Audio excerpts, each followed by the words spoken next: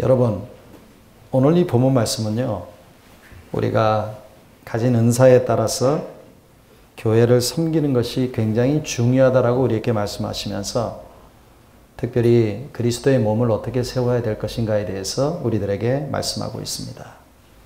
오늘 특별히 본문 12절에 보니까 이는 성도를 온전케 하여 봉사의 일을 하게 하며 그리스도의 몸을 세우려 하심이라고 말씀하고 있습니다. 여러분, 근데 에베소 교회는요, 자기 신앙조차도 간수하지 못하는 사람들이었어요. 자기의 신앙을 지키지 못하고 자신의 믿음도 지키지도 못하는 그런 아주 연약한 성도들이 누구냐? 에베소 교회였어요. 항구를 끼고 있고 물질적 풍요함이 있고 아테미 여신상이 있는 문화적으로 물질적으로 풍요한 도시였지만 사실 에베소 교회는 신앙적으로 굉장히 연약한 교회였습니다. 그러니까 그들은 옛사람을 버리지 못하고 옛 자아를 버리지 못한 무늬만 그리스도인들이었습니다. 그런데 어떻게 그들이 하나님의 거룩한 교회를 지을 수가, 하나님의 거룩한 교회를 세울 수가 있겠습니까? 에베소서 4장 22절, 오늘 우리가 읽지 않았지만 한번 보십시오. 너희는 유혹의 욕심을 따라 썩어져가는 구습을 따르는 옛사람을 벗어버리고 라고 말씀합니다. 사도 바울이 에베소 교회를 진단할 때 그들은 옛 자아 가운데 옛 구습을 쫓아가는 사람들이었고 옛사람을 벗어버리지 못하는 자들이었습니다. 바울은 에베소 교회 성도들에게 옛사람을 벗어버리라고 말씀하고 있습니다. 여러분, 왜 옛사람을, 옛 자아를 벗어버리라고 말씀하고 있습니까? 성도가 되었지만 아직도 옛사람의 모습을 가지고 있었기 때문에 그들은 아직 연약한 가운데 있었기 때문에 사도 바울은 그들을 향하여서 옛사람을 벗어버리라고 말씀하고 있습니다. 여러분, 오늘 본문에 보니까 옛사람의 모습이 어때요? 17절을 보십시오. 이방인이 그 마음이 험한한 것으로 행한같이. 그러니까 그들은 이방인처럼 그 마음에 험한 것을 행하고 그리스도의 몸을 세우지 못했다라고 분명하게 말씀하고 있죠. 여러분, 허망이라고 하는 게 뭐예요? 허무하고 허탄하고 헛되고 무익한 것이 허망이고 도덕적으로 타락한 것이 허망입니다. 그 마음이 헛되고 허무한 것으로 행한다면 그것은 무슨 일을 하든지 어떤 일을 하든지 간에 무익하고 타락한 것이 되고 맙니다. 여러분, 로마서 1장 21절에 보면 하나님을 알되 하나님을 영화롭게도 아니하며 감사치도 아니하고 오히려 그 마음이 허망하여지며 미련한 마음으로 어두워졌나니 라고 말씀하고 있습니다. 그러니까 여러분, 무엇을 말씀하고 있어요? 허망한 사람은 하나님을 알되 하나님으로 영화롭게도 하지 아니하고 하나님 앞에 감사치도 아니하고, 그러니까 무늬만 크리스찬이지 하나님이 없는 거예요. 여러분, 우리는 예수 그리스도를 믿는다라고 하면서도 그 마음이 허망한 것으로 행하고 있지는 않습니까? 그리스도의 몸을 세우지 않고 헛되고 허무한 것을 추구하고 살고 있지는 않습니까? 우리는 예수 그리스도를 믿는다라고 하면서도 무익하고 타락한 마음으로 가득한 성도가 되지는 않았습니까? 뿐만 아니라 오늘 본문 18절에 보면 그들의 총명이 어두워지고 그들 가운데 있는 무지함과 라고 말씀을 해요. 여러분, 총명이라고 하는 게 뭡니까? 깊은 사고, 아주 사려 깊은 마음, 아주 깊은 그 세밀한 이해, 이것을 의미하는 거예요. 근데 이게 없다라고 말씀하고 있어요. 총명이 어두워졌다는 얘기. 그리고 무지함이라고 하는 것은 알지 못하고 깨닫지 못하는 거예요. 하나님이 계신데 하나님의 교회 안에서 하나님으로 예배하고 예수님 앞에 예배하는데 하나님을 알지도 못하고 하나님을 깨닫지도 못하고, 그러니까 옛사람은 마음이 어두워져서 하나님을 알지도 못하고 하나님을 깨닫지도 못함한 비참한 상태에 있는 것입니다. 그러므로 어떻게 예수님께 사로잡혀 있는 자가 아니라 옛사람에 사로잡혀 있는 자가 하나님의 교회 공동체를 세울 수가 있겠습니까? 그러니까 교회에 나와서 말씀은 듣는데, 교회에 나와서 찬양은 하는데, 교회에 나와서 제자 훈련은 받는데, 교회에 나와서 직분을 받았는데 하나님을 알지도 못하고 깨닫지도 못한다면 그 성도는 옛사람을 버리지 못했기 때문입니다. 옛사람은 그리스도의 몸을 세울래야 세울 수도 없고 세우지도 못합니다. 여러분, 하나님의 말씀을 들을 때 깨닫는 것이 있습니까? 오늘 본문 18절에 보니까 하나님의 말씀을 깨닫지 못하면 어떻게 되는 줄 아세요? 그들의 마음이 굳어짐으로 말미암아. 매 주일마다 다니엘 기도회를 통해서, 유튜브를 통해서 하나님께서 은혜를 폭포수처럼 내려붓는데 마음이 바위처럼 딱딱하게 굳어진 성도들은 돌같이 되어버린 마음은 하나님을 깨달으려야 깨달을 수가 없고, 여러분 오늘 본문에 그들의 마음이 굳어짐으로 말미암아 돌같이 되었다는 얘기예요. 마음이 돌같이 되면 어떻게 되냐? 돌같은 마음은 아무런 감각이 없어요. 이 사람이요, 영적인 부분이 있기 때문에 이 영적인 부분이 돌같은 마음으로 딱딱해지게 되면 영적인 감각이 없는 자가 되어서 죄를 지어도 죄책감을 느끼지 못해요. 여러분, 지난번에 전자팔찌를 찬 사람이 사람을 또 죽였잖아요. 그래서 기자가 물어보니까 뭐라고 얘기해요? 돌같이 굳어지고 마음이 완전히 굳어지니까 뭐래요? 더 많이 사람을 못 죽인 것이 한이라고 얘기하잖아요. 그게 어떻게 사람이에요? 짐승이지. 그러니까 신앙생활하는 사람이 하나님의 영이 떠나고 하나님의 영이 없으면 짐승이에요. 죄를 지어도 아무런 감각이 없으니까 자신을 방탕한 데 방임해서 모든 더러운 것을 욕심으로 행하면서 살아갈 수밖에 없습니다. 성도 여러분, 혹시 여러분들 가운데 돌같이 마음이 굳어져가는 성도는 없습니까? 영적으로 감각이 없는 성도는 없습니까? 여러분, 교회는 나오는데 아직도 옛사람, 옛자아를 버리지 못하는 성도는 없습니까? 구원함을 받았는데 아직도 옛사람을 버리지 못한 성도는 없습니까? 직분을 받았는데 아직도 자아에 이끌려서 옛사람을 버리지 못하는 성도가 없습니까? 옛사람을 버리지 못하고 옛자아를 버리지 못하고 그 마음이 허망한 것으로 행하고 총명이 어두워서 깨닫지 못하며 마음이 굳어져 감각 없이 살아가는, 완악한 마음으로 살아가는 비참한 상태에 있는 성도는 없습니까? 옛사람을 버리지 못하고 자신을 방탕한 방임에 더러운 것을 욕심대로 행하는 성도는 없습니까? 바라기는 하나님께서 그 마음을 치유하고 이렇게 옛 자아와 옛사람으로 벗어나지 못한 성도는 하나님의 교회를 세울래야 세울 수가 없어요. 이런 분들은 어떻게 보냐, 교회를 인간의 조직으로 봐요. 나이로 서열을 정하고, 자기 경험으로 모든 것들을 서열을 정하고, 자기가 가지고 있는 것으로 서열을 정하고. 우리 교회는 그런 교회가 아닙니다. 영적으로 탁월한 사람이 하나님의 교회를 일으키고 나아가는 거예요. 근데 성도 여러분, 오늘 본문 말씀에는 하나님이 분명하게 우리들에게 말씀을 해요. 하나님은요, 예수님께서 피로 값주고 사신 교회를 아주 긍휼히 여기십니다.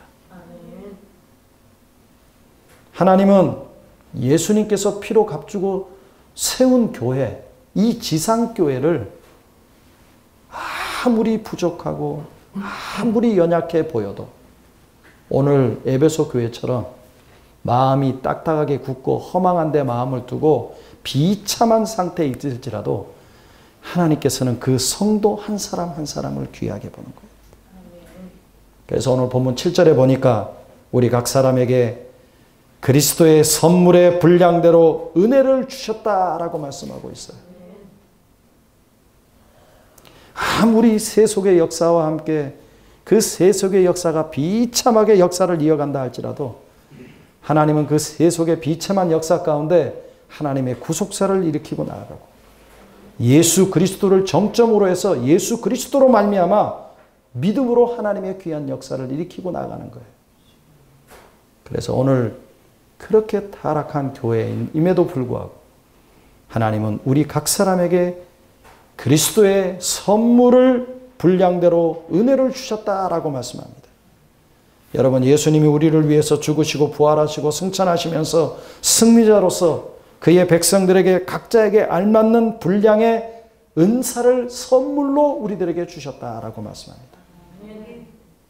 예수님이 주신 다양한 은사의 종류에 대해서 교회 내 직분들과 관련지어서 우리들에게 소개하고 있는데 본문 11절을 보니까 그가 어떤 사람은 사라로, 어떤 사람은 선지자로, 어떤 사람은 복음을 전하는 자로, 어떤 사람은 목사와 교사로 삼으셨다라고 말씀합니다.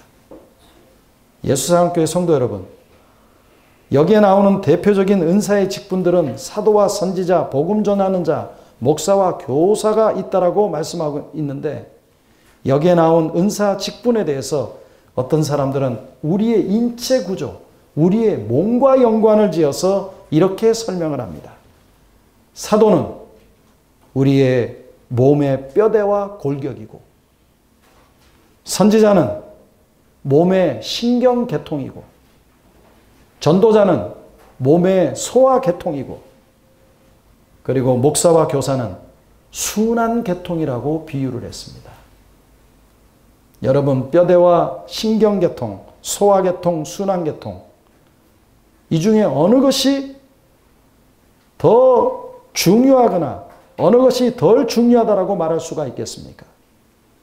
인간의 뼈대가 잘못되면 어떻게 돼요? 허물어져요. 신경계통이 잘못되면 어떻게 돼요? 살아갈 수가 없어요. 소화계통이 잘못되면 어떻게 돼요? 먹어도 소화가 안 돼. 순환계통이 잘못되면 어때요? 날마다 천식으로 콜록콜록 되면서 살아갈 수밖에 없어요. 다 중요하죠. 그러니까 모두 다 각자의 자리에서 서로에게 맡겨진 역할을 감당할 따름입니다. 그러니까 하나님의 은사에 맞게 우리로 하여금 봉사하게끔 주님께서 우리에게 은사를 주셨다는 얘기예요. 마찬가지로 성도 한 사람 한 사람도 자신에게 주어진 은사를 발견하고 그 은사에 맞게 봉사를 감당하면 된다라고 하는 겁니다. 저와 여러분들에게 하나님이 선물로 주신 은사와 달란트가 무엇입니까? 재능이 무엇입니까? 우리는 서로의 은사를 비교하지 말고 나에게 주어진 은사를 가지고 즐겁고 기쁜 마음으로 교회를 섬기시기를 주의 이름으로 축원합니다. 아멘. 축원합니다. 아멘. 제가 보기에는 깨꼬리 같은 목소리를 가지고 있는 사람들을 보면 굉장히 좋은 은사를 줘서 부럽죠. 그러나 하나님께서는 그분에게 주신 좋은 달란트예요. 그걸로 하나님의 교회를 위해서 봉사하라고 준 거예요. 어떤 사람은 교회에 이렇게 필요도 없이 보이는 꼭 나사처럼 보이는 사람도 있어요. 근데 이 나사가 얼마나 귀중한 줄 아세요? 여기에 지붕 위에 있는 나사. 우리가 보기에는 하찮게 보여요. 그런데 비바람이 불고 태풍이 불고 장마가 계속되면요. 그 나사가 빠지면 어떻게 되는 줄 아세요? 교회 그 나사 구멍을 통해 가지고 빗물이 들어와 갖고 완전히 교회를 다 적셔버려요.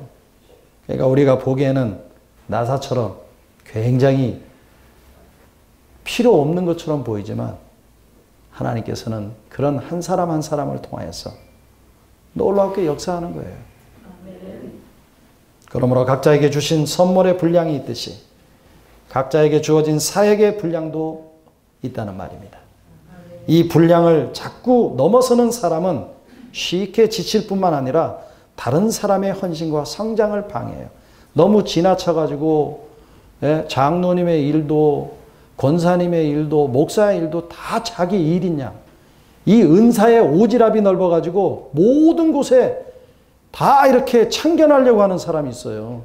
근데 이런 사람들은 오히려 다른 사람의 성장과 은사 활용에 방해가 된다는 얘기예요.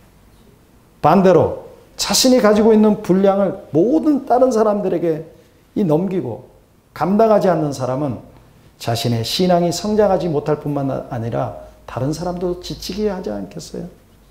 자기가 그 일을 꼭 해야 되는데 그 일을 다른 사람한테 넘기면 어떻게 되겠습니까? 그러므로 모든 성도는 각자에게 주어진 은사와 그 은사의 분량에 따라 그 각 사람이 그리스도의 몸을 세우기 위해서 자기 몸을 정확히 잘 감당하는 성도가 되어지기를 주의 이름으로 축복합니다. 요사랑교회 성도 여러분, 예수님께서 이 땅에 오셔서 몸소 하나님의 교회를 세우시고 섬기는 자로 사셨습니다. 예수 그리스도는 몸된 교회를 세우기 위해서 성육신하셨어요. 인간의 몸을 입고 온 거예요, 하나님이. 예수 그리스도는 십자가와 부활과 승천의 과정을 통해 세우신 보배로 오신 구속사의 결과물이 뭐냐? 바로 교회입니다. 따라서 하나님은 예수님이 세우신 지상교회를 통해서 일하세요. 지상교회를 통해서 하나님의 나라를 이루는 겁니다. 그래서 지상교회가 예수 그리스도의 마음을 가지고 하나님의 귀한 교회를 이끌고 나가는 것이 얼마나 중요한지 모릅니다. 그래서 본문 12절에 보면 그리스도의 몸을 세우려 하심이라라고 우리들에게 말씀합니다. 그러니까 모든 교회 내 직분과 봉사의 궁극적인 초점은 어디에 있는가를 우리가 분명히 알아야 된다라고 하는 거예요. 교회의 모든 직분과 봉사의 초점은 한마디로 그리스도의 몸을 세우는 것이고 그리스도의 몸은 교회라고 우리들에게 말씀하고 있어요. 어제 우리 변희철 장로님이랑 안수 집사님 두 분과 함께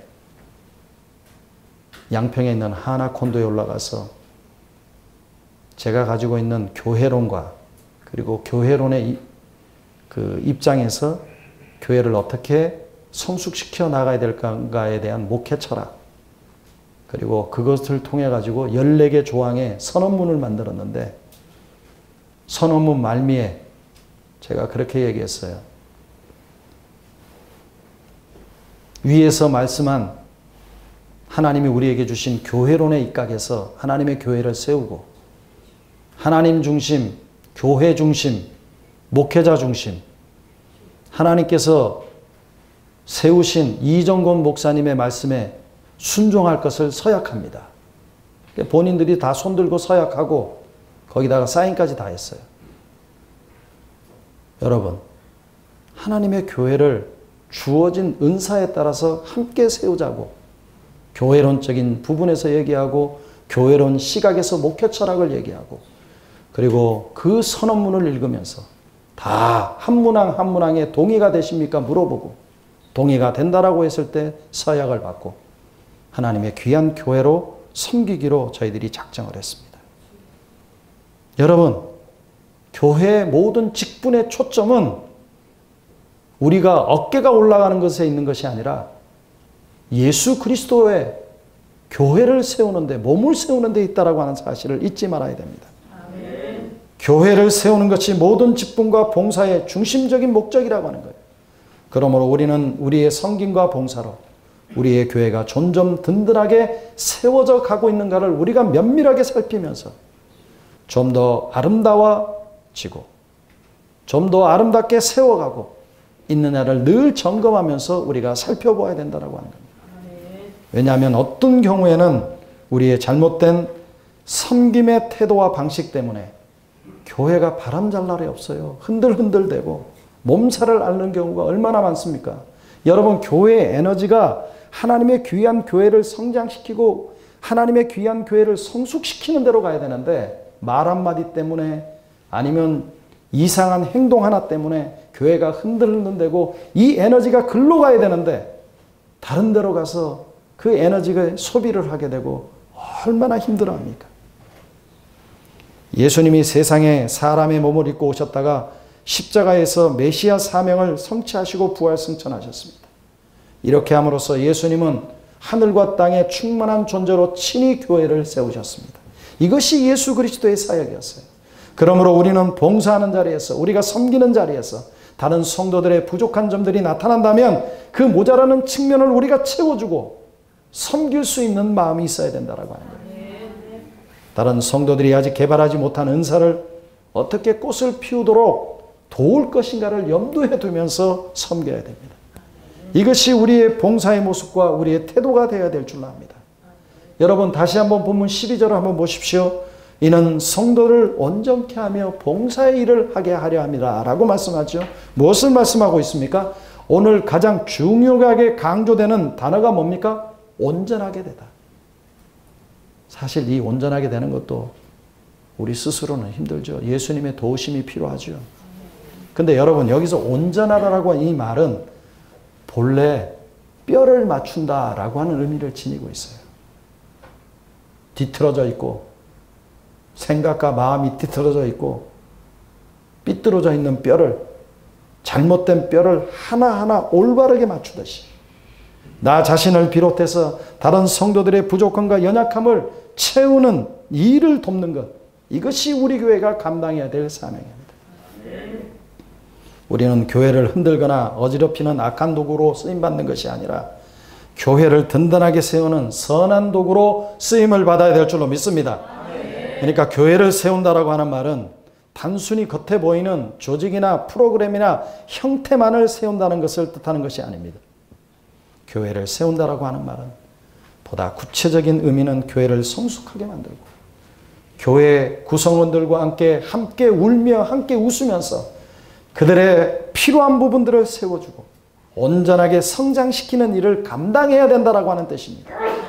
성도 한 사람 한 사람이 그리스도를 닮는 장성한 그리스도의 사람으로 온전하게 세워질 때 그것이 바로 교회가 세워지는 겁니다. 또한 그들을 통하여서 하나님의 뜻이 그들의 삶의 현장에서 펼쳐질 수 있도록 그 사업이 예수님을 드러내고 그 사업이 예수님으로 충만하고 그 사업을 통해서 살아계신 예수님을 보여주는 사업이 될 수 있도록 서로 격려하면서 믿음으로 나아가야 됨을 우리들에게 말씀하고 있습니다. 사랑하는 성도 여러분, 오늘 본문에 나타난 하나님의 마음이 뭡니까? 오늘 본문에 나타난 하나님의 심정이 무엇입니까? 오늘 본문에 나타난 하나님의 의도, 하나님의 계획, 이 서신서를 쓰게끔 한 하나님의 계획과 하나님의 마음이 뭐예요? 하나님은요, 에베소 성도들이 옛사람, 옛자아에 사로잡혀 있는 것을 굉장하게 불쌍하게 보십니다. 하나님은 에베소 성도들이 허망하여져서 하나님을 알 수도 없고 하나님을 깨달을 수도 없고 하나님께 영화롭게 하지도 못하는 그들을 도와주고 싶어 합니다. 하나님은 그들이 영적으로 깨어있는 것을 도와주고 싶어 하는 거예요. 하나님은 그들이 옛사람에서 벗어나 옛자아에서 벗어나 예수님과의 새로운 관계성 속에서 그들의 은사를 발견하고 하나님의 교회를 세우시기를 원하시는 것이 우리 하나님의 마음입니다. 하나님은 에베소 교회 교인들이 예수님께서 피로 값주고 사신 교회를 귀하게 여기며 예수님이 주신 은사로 그리스도의 몸을 건강하게 세우기를 원하시는 것이 우리 하나님의 심정입니다. 여러분, 하나님은요, 전능하신 하나님이세요. 하나님은 예수 그리스도의 피로 하나님의 교회를 새롭게 하시는 분입니다. 하나님은 하나님의 교회를 새롭게 세우시는 전능하신 하나님입니다. 그러므로 여러분, 흑암의 권세가 하나님의 교회를 넘어뜨리지 못합니다. 그러므로 인간의 간계한 깨와 간계한 악이 하나님의 교회를 넘어뜨리지 못합니다. 그러므로 인간의 거짓과 인간의 거짓말이 예수 그리스도의 피로 값주고 사신 교회의 머리가 되시는 예수님의 교회를 무너뜨리지 못합니다. 그러므로 성도 여러분, 믿음은 세우는 것입니다. 믿음은 그리스도의 몸인 교회를 세우는 것입니다. 믿음은 자신의 욕망 위에, 자신의 자아 위에, 자신의 욕심 위에 내 나라를 세우는 것이 아니라 그리스도의 몸인 교회를 세우는 것입니다. 그러므로 성도의 사명은 뭐예요? 교회를 세우는 것입니다. 진정한 믿음의 성도는 그리스도의 몸을 세우는 사명자입니다. 성도 여러분, 성경은 교회를 다양하게 말씀하고 있어요. 지금 성경 안에는요, 교회라고 하는 이 말을 아주 다양하게, 아주 다의적인 표현을 하고 있습니다. 교회는 집이라고 말씀하고 있습니다. 하나님의 집이고 살아계신 하나님의 집이라고 표현을 합니다. 디모데후서 2장 20절에서는 큰 집이라고도 말씀하고, 그리고 진리와 기둥의 터라고도 말씀합니다. 그리고 오늘 본문에서는 그리스도의 몸이라고 말씀하고 있고, 뿐만 아니라 성령의 전이라고 말씀하고 있습니다. 그런데 여러분, 교회라고 지칭하는 이 말씀이, 이 단어가 얼마나 독특하고 얼마나 특이합니까? 그 이름이 아주 독특해요. 인간적인 것이 아닙니다. 인간적인 언어가 아닙니다. 바로 영적인 단어이고 영적인 언어입니다. 그런데 성도 여러분, 이 집에 하나님께서 일꾼을 세워요. 그것을 비유하기를 디모데후서 2장 20절에 보니까 금그릇, 은그릇, 나무그릇, 질그릇 등과 같은 것이 있다라고 말씀하고 있습니다. 여러분, 디모데후서 2장 20절에서 그릇에 대한 이 비유를 말씀하고 있는데, 그릇 자체의 재료를 비교하고자 말하는 것이 아닙니다. 그 그릇이 언제나 깨끗하게 준비되어 있어서 주님의 쓰심에 합당한 그릇, 유용한 그릇이 되어야 된다는 얘기입니다. 천히 쓰는 그릇이 있든 귀히 쓰는 그릇이 있든 그 그릇이 주인의 손에 잡혀서 주인의 의향에 따라서 주인의 목적을 이루기 위해서 유용하게 쓰임받는 데 있다는 것입니다.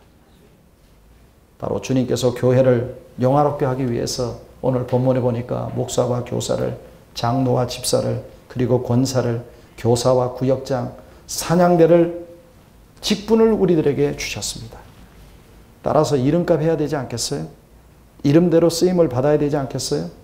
성도 여러분, 우리는 예수님 안에서 각자의 분량대로 직분의 은사를 받았습니다. 그러나 그 직분의 목적은 오직 하나입니다. 주님의 교회, 하나님의 집을 세우는 데 있습니다. 사랑교회 성도 여러분, 오늘 본문에서 바울은 하나님께서 선물로 주신 몇 가지 직분을 언급을 하면서 그 직분을 주신 목적이 무엇인가에 대해서 우리들에게 말씀합니다. 첫 번째는 성도를 온전케 하기 위함입니다. 성도를 온전케 한다라고 하는 성도다운 성도로 만든다는 얘기입니다.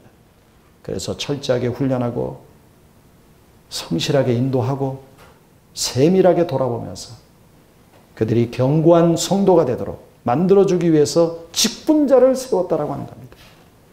그들을 위해서 직분자들은 계속 훈련을 받아야 되고 훈련받을 준비를 해야 됩니다. 직분자들을 세우시는 두 번째 목적은 봉사의 일을 하기 위함입니다.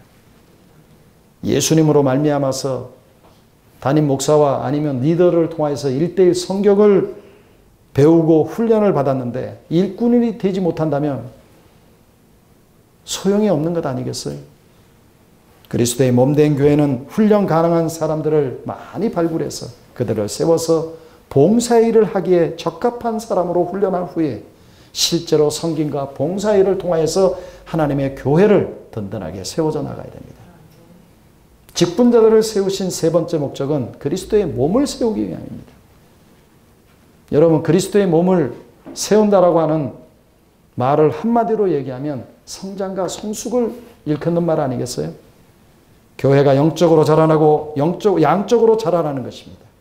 우리 각자에게 주신 은사를 통해서 헌신할 때 교회는 성장하고 발전하며 부흥하는 것입니다. 그런데 여러분 아세요? 오늘 우리는 본문에 언급된 직분들의 공통점을 발견하게 되는데 이 직분을 맡은 자들이 하나님의 말씀과 뗄래야 뗄 수가 없다라고 하는 것입니다. 교회 사역 중에 말씀과 멀어진 사역은 거의 볼 수 없습니다. 기도를 한다든지 전도를 한다든지 찬양을 한다든지 교사를 한다든지 이 모든 것이 말씀과 근본적으로 연결되어 있습니다. 그래서 디모데후서 2장 15절에 보면 우리가 진리의 말씀을 옳게 분별하는 자가 될 때 교회에서 부끄러울 것이 없는 일꾼이 된다라고 말씀하고 있어요. 일꾼들은 분별을 참 잘해야 돼요. 특별히 영적인 분별을 참 잘해야 됩니다. 이렇게 부끄러울 것이 없는 일꾼이 되어서 자신을 하나님 앞에 드리기를 힘쓰라라고 우리들에게 말씀합니다. 열심히 훈련받아서 말씀에 능한 신실한 일꾼이 되어서 헌신하는 삶을 살게 될 줄로 믿습니다. 따라서 성도 여러분, 나는 어떤 사람입니까? 나는 교회를 세우는 자입니다. 나는 어떤 자입니까? 나는 하나님의 교회 공동체를 세우는 자입니다. 여러분, 나는 교회를 세우는 자입니까? 아니면 나는 교회를 무너뜨리는 자입니까? 나는 교회를 허무는 자가 아니라 나는 하나님의 교회를 채우는 자입니다. 나는 교회를 세우는데 방해자가 아니라 나는 그리스도의 몸을 세우는 협력자입니다. 저와 함께 다 같이 한번 따라 한번 해보실래요? 나는 교회를 세우는 사명자입니다. 나는 예수님이 주신 교회를 든든하게 세우는 사명자입니다. 아멘. 아멘. 그러므로 진정한 성도의 사명은 교회를 세우는 일이고 교회를 허무는 자가 아니라 교회를 세우는 자입니다. 먼저 하나님의 나라를 위해서 예수님이 주신 은혜의 목적은 예수님의 관점에서 교회를 보며 이 땅 위에 복음을 전하고 예수님으로 충만하고 예수님의 공의와 선이 충만한 하나님의 나라를 세우기 위함입니다. 그러므로 모든 직분자들은 자신의 영광을 추구해서는 안 됩니다. 자신의 이익을 추구해서도 안 됩니다. 자신의 자아만 추구해서도 안 됩니다. 자신의 욕망만 추구해서도 안 됩니다. 자신의 세력을 세우는 것에 힘을 쏟아도 안 됩니다. 항상 예수님의 은혜와 하나님의 영광과 복음 전파, 예수님의 공의와 선한 행위를 세우는데 노력해야 될 줄로 압니다.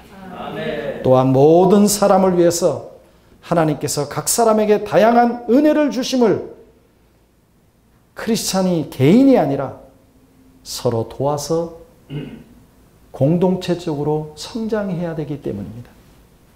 따라서 각 사람은 자기의 맡은 바 은혜를 자신만을 위해서 사용하는 것이 아니라 모든 사람들을 위해서 사용하고 섬기며 봉사해야 된다고 합니다. 그럴 때 오히려 자신도 더욱 성장하며 하나님의 나라를 확장하는 일을 속히 이룰 수 있음을 우리들에게 말씀합니다. 그러면 여러분, 우리가 어떻게 살아야 될까요? 예수님은 교회를 세우기 위해서 성령으로 말미암아 우리들에게 각양 은사와 각양 능력을 주셨다라고 말씀하고 있는데, 은사를 주신 것은 봉사의 일을 하기 위함인데, 교회를 세우기 위함인데 어떻게 봉사해야 될까요? 교회는 눈에 보이는 일과 눈에 보이지 않는 일이 있어요.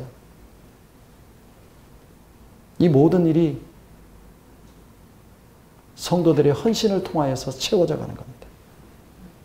특별히 각 기관에 장기 결석하시는 분들 관심을 가지시고, 작은 관심은 그리스도의 사랑을 표명하는 것입니다.